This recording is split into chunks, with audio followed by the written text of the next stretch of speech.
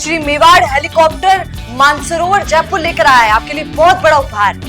Royal शादी entry हो, election tour हो, एयर एम्बुलेंस हो, पुष्प वर्षा हो या वीवीआईपी दर्शन हो, इसीलिए अभी तुरंत बुक कीजिएगा। नमस्कार दोस्तों, मैं हूं अरीशा गजल और आप देख रहे हैं द फैक्ट इंडिया। कभी कभी पॉलिटिक्स में स्टेटमेंट सिर्फ बयान नहीं होते हैं, वो आने वाले तूफान का आहट भी बता देते हैं। और आज बिहार की राजनीति में कुछ ऐसा ही माहौल बना हुआ है, क्योंकि एक तरफ तेजस्वी यादव जो खुलकर कह रहे हैं एनडीए सरकार ने 2 पीढ़ियों को बर्बाद कर दिया है, और दूसरी तरफ मनोज तिवारी जो कहते हैं कि 2025 के चुनाव में सीएम फेस सिर्फ नीतीश कुमार का ही होगा। और अब सवाल ये है कि क्या वाकई बिहार में बदलाव की लहर है या फिर वही पुराना जो खेल है, नेता बदलो और नतीजे बिल्कुल वही जीरो है, वो दिखाई देगा। तो दोस्तों, बिहार में 18वीं विधानसभा के चुनाव 2 चरणों में होने वाले हैं। 6 और 11 नवंबर को पहले चरण में 18 जिलों में से 121 सीटें हैं और दूसरे चरण में 20 जिलों में से 122 सीट पर वोटिंग होगी। मतलब कुल मिला के 243 सीट्स की जो है जंग छिड़ने वाली है। माहौल पूरी तरीके से गर्म है और अब देखें, इंटरेस्टिंग बात तो ये है कि इस बार 2616 उम्मीदवार मैदान में उतरने वाले हैं, जिनके करीब 41% पहली बार वो अपना चुनाव लड़ने जा रहे हैं। यानी new face versus old players का जो टकराव इस बार देखने को मिलेगा। अब बात है तेजस्वी यादव पर। उन्होंने ये बयान दिया है, वो सिर्फ राजनीति नहीं बल्कि जो एक फ्यूचर है पॉलिटिक्स का, उसके ऊपर भी हमला करता है। उनका जो जवाब है, उन्होंने कहा कि 20 बरस तक एक ही खेत में एक ही बीज बोने से खेत और फसल दोनों खराब हो जाती है।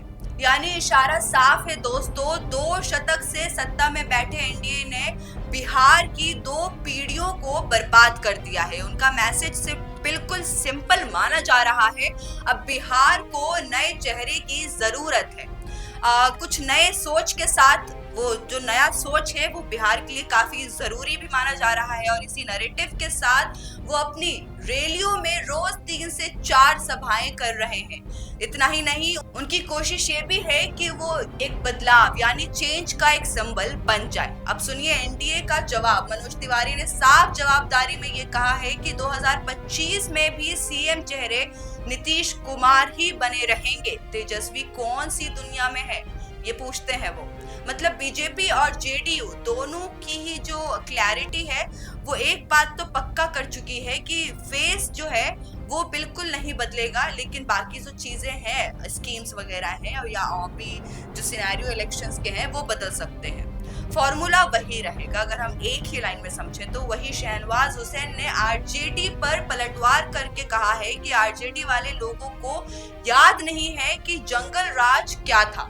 उन्होंने ये भी कहा कि तेजस्वी यादव जनता को गुमराह कर रही है, क्योंकि जो कानून सांसद के पास, वो जो कानून है वो सांसद से जो पास किया गया है और जो सुप्रीम कोर्ट ने मंजूर किया है, वो आपस में वोट बैंक के लिए बदलने की बात कर रहे हैं। यानी एनडीए पूरा जोर दे रहा है कि लॉ, ऑर्डर और प्लस डेवलपमेंट का जो नैरेटिव है वो अच्छे से सेट कर पाए।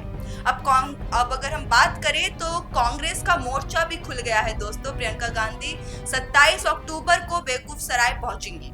आप इस पूरे इलेक्शन के बारे में क्या सोचते हैं, नीचे कमेंट सेक्शन में जरूर बताइएगा। जाते जाते इस वीडियो को लाइक करना मत भूलिएगा और सब्सक्राइब करिए द फैक्ट इंडिया। बिजनेस अच्छा हो सकता है, लेकिन अगर नाम नहीं दिखा तो पहचान कैसे बनेगी? अब टेंशन छोड़िए, द फैक्ट इंडिया आपके बिजनेस को देगा वो पहचान जो पूरे राजस्थान में हर किसी तक पहुंचे। न्यूज चैनल पर विज्ञापन, पॉडकास्ट और प्रमोशन के जरिए आप सीधे 5 लाख सब्सक्राइबर और 10 करोड़ से ज्यादा व्यूज तक अपनी पहुंच बना सकते हैं। तो देर किस बात की, आज ही द फैक्ट इंडिया से जुड़िए और अपने बिजनेस को बनाइए हर घर का नाम।